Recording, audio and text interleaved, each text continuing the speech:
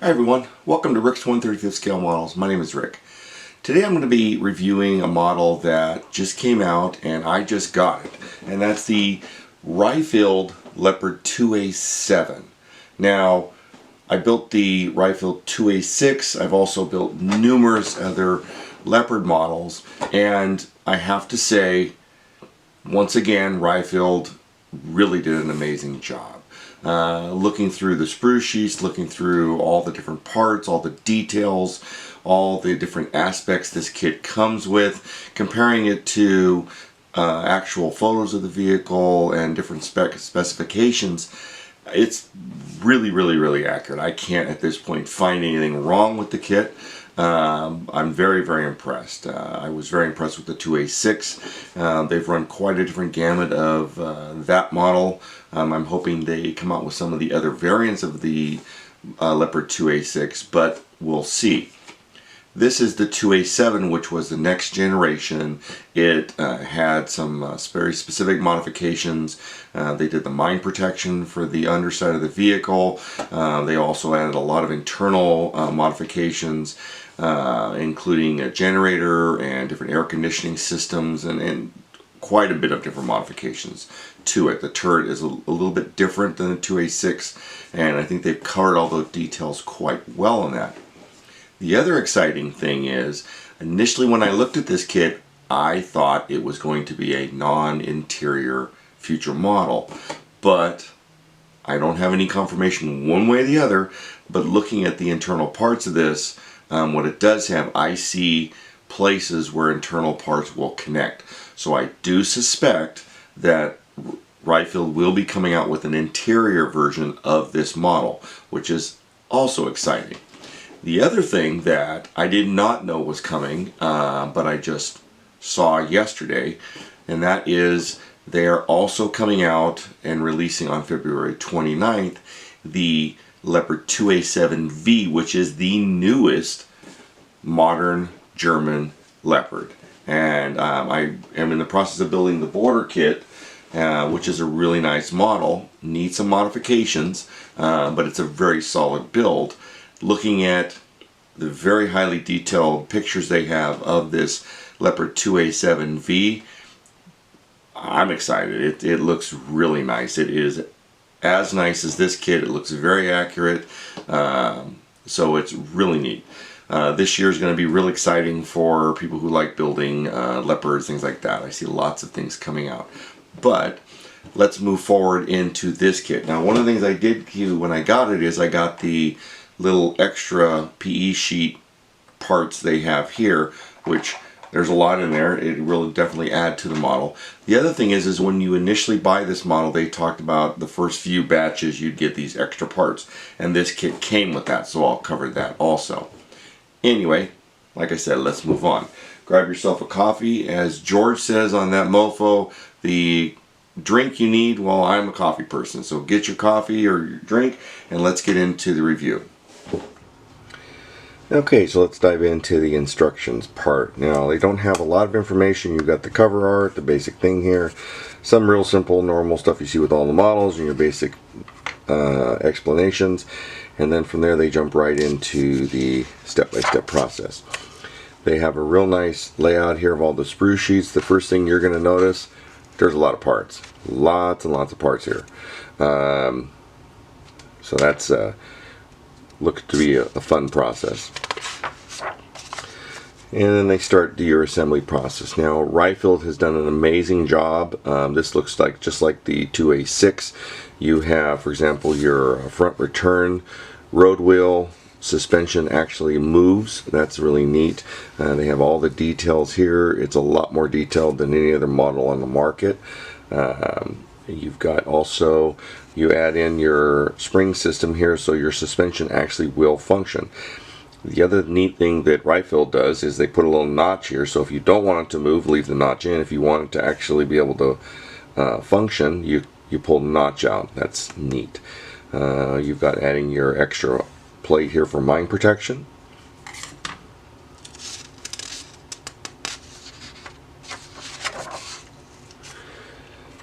And then you start working on other parts. Now they have Lots of options here on open and close parts. Here's your infantry radio setup.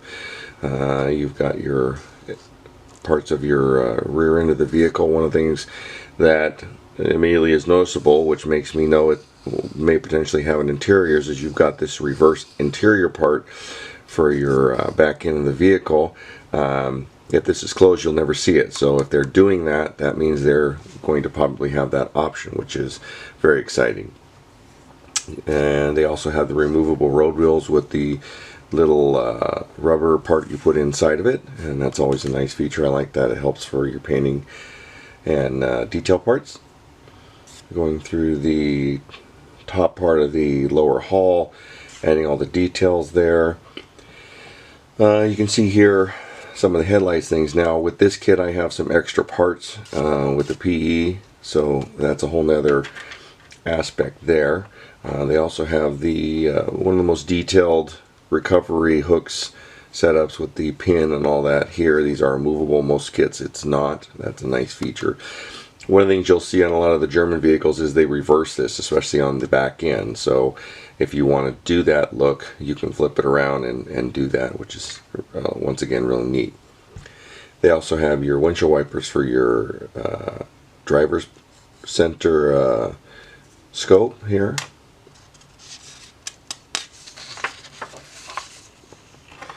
One of the things that I like about Riffield is they have this color that helps you kind of see what you're doing.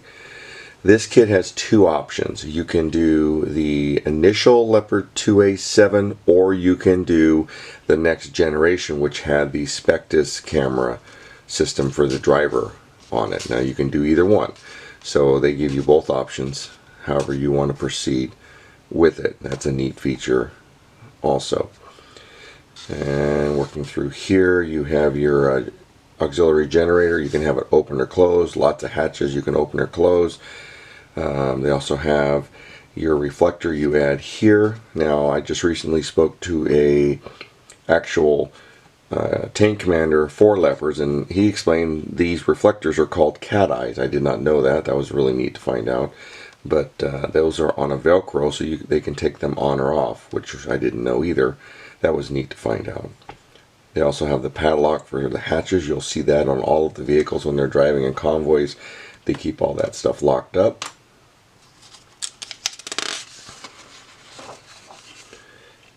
And you have assembling your tracks. Now they do have the track link set up. These go together really nicely. No big challenge there. There's a lot of little parts, but it does work out nicely. They also have an inside and out, up and bottom, so you have to kind of pay attention when you're assembling it to that detail. The side skirts have multiple options. Now you can have them open or closed, obviously, and then you can actually flip everything up and have everything open like this when it's being transported by rail. They have it set that up. That's a neat feature that Riffield does. I really like. One of these days I need to do that.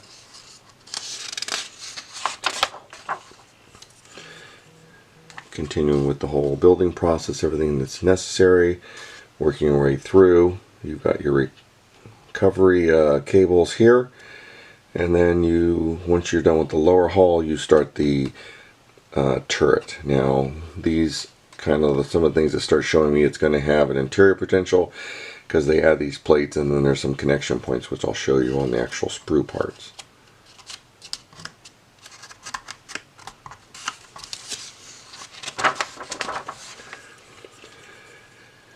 Upper part of the turret, different details. It does not have a metal barrel. It's got a plastic, but it's a slide mold casting, so it's a really nice mold. You have your commander's digital display that sits up on top of the turret. That's here. This is the older mount system. The newer one actually connects to where they put the convoy beacon, and it can pivot around to the gunner or the commander, whichever wants to see it. They also, you'll see here, this is if they have the turret open and they're driving down in a convoy and they have the turret in the reverse locked position, they can put this same setup on the back of this turret, and that way when they're driving forward but the turret's in reverse, they can use it and not have to turn around and look backwards. That's a neat feature. Working your way through here, all the different parts. The barrel does articulate up and down. One of the things on this model I noticed is the turret doesn't lock in. It's a loose thing because they've got the gear set up. And that's another thing that shows me it's probably going to have a full interior option coming soon. You can see all the different detail parts of the turret. They have a part here that if you have the side wings open, you're going to put that in, but due to the thickness and everything else, you can't put that in if you have them closed. The model just won't allow that. They also have one of the higher detailed sighting systems. You've got a little mirror here because the sight looks upward for the main sight and then hits the mirror and then looks forward, and that's to protect it from damage. They have that actual in here, and it's kind of hard to see in the model, but it is a neat feature. They also have the windshield wipers. They have the details on the side of this main scope that no other model has. All these different parts here. That's really important to have. Makes it a lot higher detailed quality model. If you want to do the simulator for not line fire but doing exercises, they have that now. It does not have the cable setup, so that's something some models have. This does not, so you'd have to fabricate that yourself. They also have the internal bags that go in for the side wings. On one side they have tools, the other side they have parts of the snorkel setup. It has that setup here, which is another neat feature.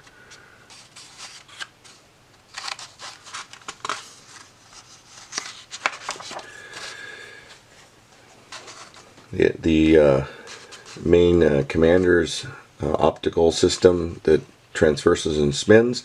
They have a lot of extra PE sheets to make the space detailed armor it has here. It's very, very detailed. They also have the windshield wipers. They go on the front here, and then it does move. They've got one of those little rubber parts in the bot base to actually articulate. On the MG machine gun, it has one of the highest detailed ones. They have all the other parts that it actually has on it that most kits don't have. That's neat to see and impressive. You have your air conditioner system in the back here. They got all the venting and that's really well detailed. You also have your sidearms here that has two long gun rifles, with the collapsible stocks. You can either have this open or closed so you can see them, whichever you prefer. And then you have this option here. Now on the earlier ones they didn't have these snow grouts here. On the later ones they added it, so you have that option. I have seen that some units don't put that on, some do. You'd really have to dig in a little deep depending on what vehicle version and era and units you're doing to know if you're going to put that on or not.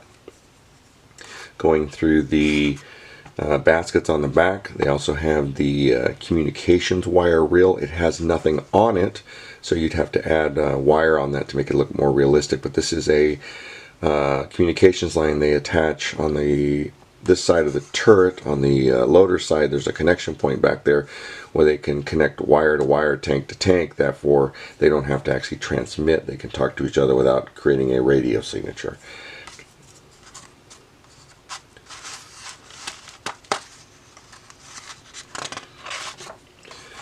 Now on the back here they have all these boxes that can be opened up, storage boxes and different specific tool sections, and that all this can be left open or closed.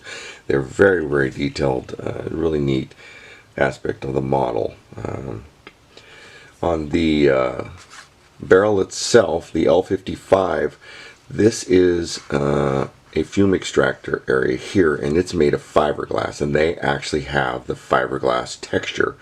Nobody else does that. It's one of the features I really like about Rye-Filled. They took the time to do that detail. You can simulate it by using like sandpaper and that, but this one actually has it. Makes it a really high quality model. They also have your convoy placarding that hangs here on your front flaps and the rear. That's a neat feature nobody else has. The rear marker antenna that sits on the back that's used for alignment when they're driving in reverse so that they know the position of the vehicle back in from the sitting up here, because it's so high they can't see it. Well, they can see that sticking up, and the commander or the loader helping the driver back up would know. This is probably one of the most fragile parts of the model. It's really hard to do. This part down here is less than a millimeter thick, so it's highly fragile and easy to break. It's a neat detail, but it's really a challenge to make it work out. Then you go into your different camo schemes. Now, Rifle's printing isn't the best here. This is an accurate portrayal of the camo scheme, but it's really hard to tell. It's one of the only complaints I have. The other thing is they only show these angles, they don't show the top, and there's quite a bit of a pattern up there. And one of the things that these vehicles have is they have an identical paint scheme to every single one. So if you see 20 of these, they'll all have the absolute same paint scheme, and if they block out the license plates and numberings, you won't know how many vehicles and what. You can't do a count because they all look identical. They do graffiti and personalize them. You'll see that a lot, but off the line, these things are all identical in the paint scheme. And on the back, you can see the third option. Here you have, as I said in the beginning, when you ordered this early, you got some extra stuff, and this is the instructions for that. All PE stuff, lots of extra details, pretty impressive, but a lot of work there to build. They do have a higher detailed main gun simulator here, but still no cable, so you have to add that in. And then on the back side, part of the tools, they have all these different connections and latches, shovel tips, everything else. Absolutely amazing.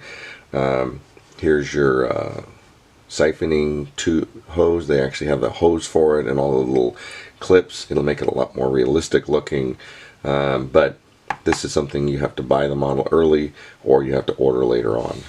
Also, and then the instructions they'll show, they have all these little connections and chains. It's just really impressive, but also very fragile. I can't say that enough. Anyway, that's that. So initially, looking at the top of the lower hull, you've got really good detail. The non-skid little extras they add on here are they're raised about the right height. They do have a good texture on them, and they look really good. You have your open hatches. Also, you have on all the handles, there's PE sheets and different things to do that with. So you have lots of holes for that. You have your fueling ports here, which you can have them open or closed. Another neat feature. Really good job on this. Looking at the turret, really good detail. Like I said, the non-skid's really good. They also have the serial number of the tank right here. No other model has that. That was something they did on the 2A6. One of the things I noticed right off the bat also was I built the Ming 2A7 and then now Borders 2A7, and all these parts in the back you have to put on, and this one here, it comes already connected, so a little less steps there. I don't think it necessarily will affect the detail. This looks just as nice, but I noticed that was a little different. Also, as I had said, you can see some different places here inside. These are all parts for the interior parts to connect to, so that's another indication this has probably got a future full interior setup, because you can see the different connection points in the turret. So that's exciting to see coming. This is spruce sheet P. You're going to have just some of your side skirts in your rear end of the vehicle. You do have two different ones of these. You can see the difference here. This has got the mounts for the tow cable that connects and flips back around, where the older versions it crisscrossed. These weren't here. You have that. Also, you have really good detail here on your steps. Most models, they're too big. These are really small, which is more accurate. You have the rivets and the bolt point pattern here, which is also amazing. This is spruce sheet E. You're going to see your barrel. Like I said, you have your slide molding, really good detail on that. Your side wings, some of the hatch point accesses on the back, your base of your barrel, your sights. These are the bags that go inside the wings here. These are really good quality. They have the way they set up, they look real realistic. Nice job on that. This is going to be spruce sheet W. You're going to have your armor plating upgrade here, your antennas, the baskets. You've got your side personal protection box here with the 2 rifles in it, and then extra magazines, all the different tools, different parts, all the really good quality spruce sheet. Here's your auxiliary generator. If you have that hatch open, you can see all the internal parts. That's another neat feature. They also have your engine cover. These obviously have these covers, but this is neat because it's a 2-part, so if you wanted to make it open, you could have it folded like they have when they open it, or when they just pick it up, depending on how they go. This is spruce sheet N, more detailed parts. Some of these things you can do in PE or regular. Then you have your snow grouts. What I like here is you have the option to have them on or off, so you can have the mount, but these you can have either on or off. That's a neat feature. Gives you options. Then you have your 2 different plates. If you're doing the version with the Spectus 2 on it, you have 1 plate. If you're doing the earlier version, you have the other plate that sits over the driver's section. Then here's part of your Spectus 2 setup. Here's the underside of the turret, and then also parts of the extra supplemental armor and your main ring. These are all really good quality detailed parts. I'm not seeing a lot of flashing, sprues, nothing. It's pretty straightforward cleanup. Well placed connection points. Really impressive job there. This is spruce sheet F. This is going to be the base and sides of your lower hull. Once again, really nice detail. You can see here, if you wanted to do a model with this removed, you've got all the bolt holes in there. So you could build the model in some form of maintenance. That's a neat idea they've done there. I like that. Also, these are all really good details. So a lot of these models will have different casting, molding details here that you have to deal with. Well, this doesn't have any of that, so it's a nice clean underside. This will be spruce sheet A. Once again, lots of detailed parts. You will see a lot of duplicates, and that's so you're going to have to pay attention when building this, depending on which version you're building, what you're getting. But once again, really nice job. Some slide molding here, and then all your different suspensions and aspects there. Spruce sheet G, part of the turret, mainly different components of that, all really good quality. You've got your hatch internal here, and then this is part of the ring for the commander, and then this is the loader's ring up on top. You've got your MG, which is really nice quality. Slide molding, barrel tips opened up, real crisp, good quality on that. The commander's scope here that rotates has the internal parts to it, and they have a little mirror, so if you look at this, you can kind of see the system, which is down low protected, and then the mirror setup so that if it takes damage, it doesn't take out the sight. Also, it just has the cover and it needs to be replaced. This is spruce sheet C. You have 2 of these. You have your axles, you have your side skirts, some of your motor components for the top of the hull, your road wheels, your drive sprockets, return road wheels, and then like I said, this detail part here, all the internal components of the suspension system, really nice there. You have your shovel here, which is a really nice quality one, or you can use the PE one, which is even better quality. This is spruce sheet B. Once again, you'll notice some duplications here, but that's the difference between the 2A6 and the 2A7, and then which era of the 2A7 you're doing. All really good quality here. You have all these different access points which have options. So if you're doing a full interior one, these are where you might want to have it open, the inspection points and maintenance points. All your side skirting, your rear end, driver's hatch here, all the really good quality detail. This is spruce sheet H. This is your tracks. Now there are lots. One of the other neat things this kit gives you is you have the option to have these snow grouts on. Here you can see how you can swap it out and put those on intermittently as they do. That's not something you've seen much in most models, so this is another neat feature. They give you that little extra option. You can do whichever you prefer. They are fully movable tracks. They do have all the links. They're a top and a bottom, and then you have your rod in the middle. Not really hard to assemble. They have a little tool here to use if you want, but they don't click in or anything, but they're pretty simple to install. You just put a little bit of glue in the center and then set it down, and then there's a little notch that sticks up, and give it time to dry, and it works out really nicely. Here's your clear parts, all real good, clear, no distortions in any of this, for your scopes, your different lights, sighting systems, things like that, your headlights, taillights. And then they give you this little bag. You have three options on the barrel. You can do the plastic tip, or you can do the resin tip, or you can have the tip covered here. That's the first I've seen. That's also another really neat feature depending on what you're doing. You have some really neat options, kind of a cool aspect. The only issue I have with this kit is you have a cord as your tow cable. I've never found those to be as accurate looking. It's not something that's not hard to deal with. Usually I just put a little bit of white glue, water down, get it damp, stretch it straight, and then when you go to install it, it'll flex more normally and won't bend inaccurately. But that would be the only complaint I have with the model, that it uses that instead. But it's still not bad.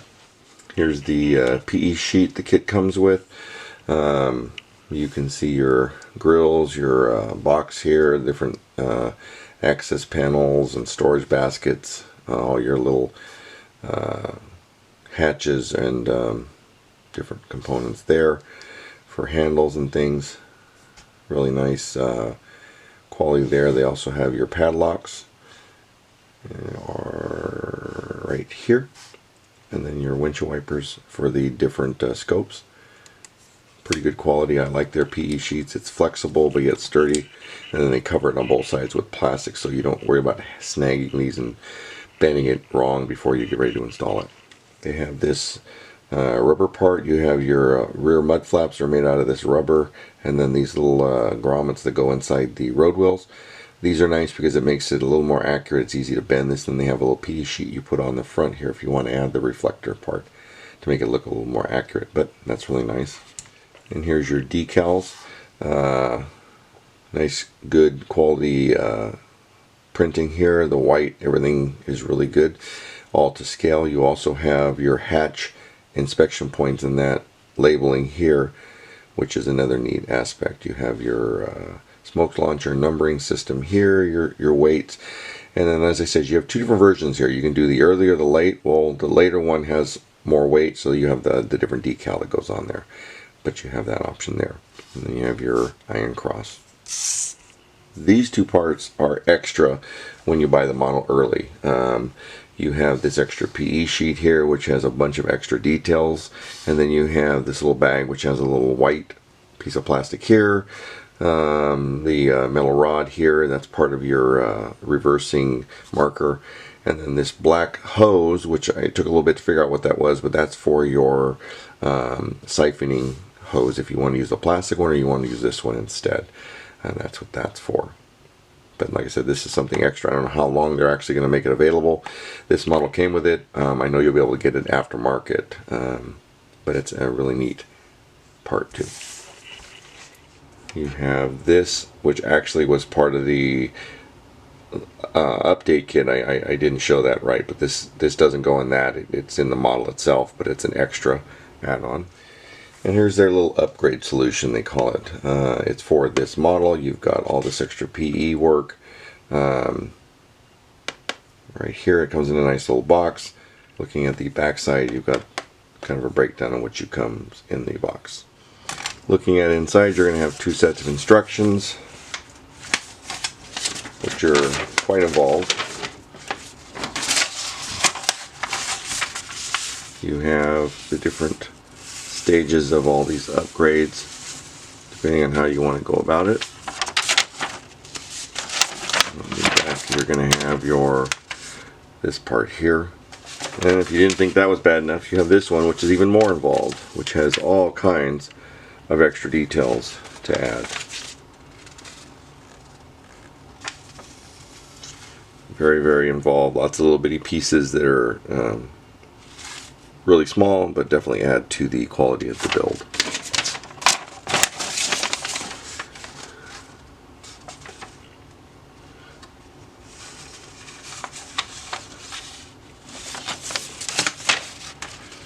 You're going to have a little bag with a bunch of little rods in it. Lots of little things there. You'll have a little box, which inside of there has some castings, a better quality radio, your cleaning rods, some other different components that go on the model itself, better quality detailed pieces. You'll have 2 PE sheets, lots of little bitty pieces, as you can see, to install, but definitely really nice added to the model. Depending on how far you want to go, you definitely can do lots with this. So that's the model. I'm real impressed with it. I'm excited to get started on it here. It should end up being a really nice build. Also, the things they've got coming out in the future look to be really amazing. So if you have any questions or comments, please reach out to me through the chat group on the review. Also, you can get me on Facebook. I always try and get back to everybody as fast as I can. I really hate it when people put stuff out there and never respond to you. I find that to be a little on the rude side. Look for more videos coming soon. Please like, subscribe, hit the bell. Keep watching. I do have a review coming up on the Barracuda armor I did and building that. That's the Saab thermal armor they put on a lot of the new vehicles. Germany's doing it, Canada, Norway, a bunch of different countries have added it to their vehicles. It's really exciting. It was fun doing that project. That review's coming out here very shortly. Also did the Amusing Hobbies Abrams X. I did that model, and that review is coming out here also shortly. Anyway, take care everyone. See you on the next one. Have a great day. Bye-bye.